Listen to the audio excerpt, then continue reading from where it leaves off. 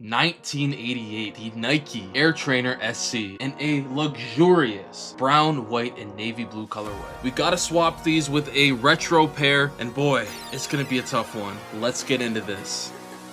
Here we are with these rare 1988 Grails, and to some people these may just be shoes, but to my client, these are time capsules waiting to be brought back to life. And over 3 decades later, this is what we're left with. No midsole, old factory glue caked onto the outsoles, and I had to remove all of that before I could even think about applying glue. But every project needs donors, right? So for this midsole swap, we're pulling from a 2014 retro, and you'll be able to see the color difference between the two. And it actually goes deeper than most people realize. Tinker Hatfield originally wanted a darker, more raw brown for this colorway, but production was already underway, so this lighter shade is literally the compromise. And that's what we've been working with for 37 years. Got the donors right here. We're gonna go ahead, toss them in the donor separation oven. It's already preheated. Got it at 100 degrees Fahrenheit, okay? So I'm gonna toss these in here, probably leave them in there for about 20-25 minutes, and then take them out, and they should easily pull apart.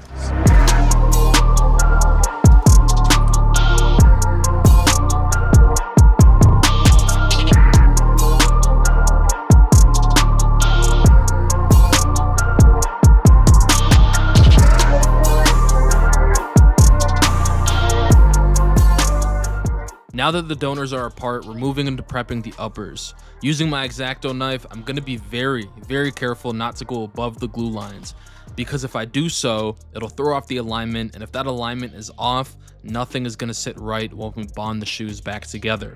And I'm not sure if you can tell on camera, but there are some factory glue stains on part of the upper, and I don't want to throw off the alignment of the shoes when I bond them together, so I'm being very careful to try to remove as much as I can, but also keep the lines clean because that is my main priority here.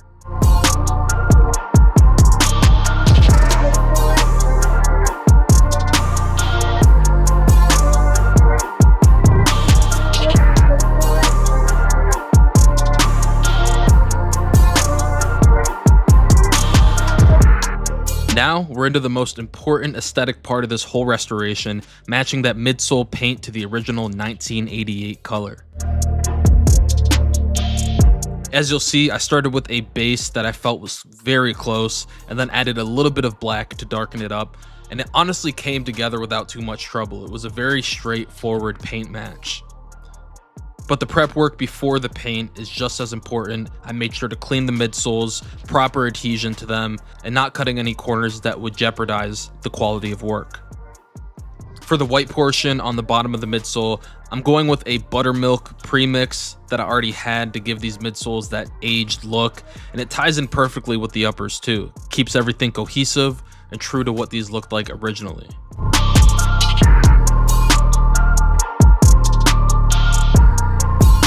Let me know what you think about this color match and how it came out in the comments.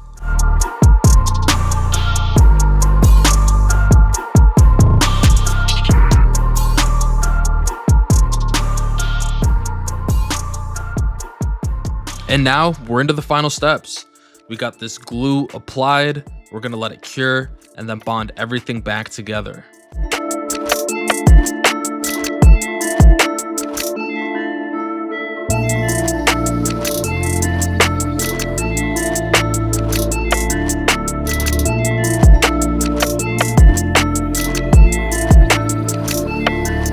To be honest, it's wild to think about that 1988, a decade and a half before I was even born, I would have never imagined I'd be the one bringing something this old back to life. I mean, it took years of work to get to this level, to have people trust me with shoes this rare, and I still have a lot of growth ahead of me. But seeing it come together like this on a shoe with this much history, that is pretty cool and means a lot to me.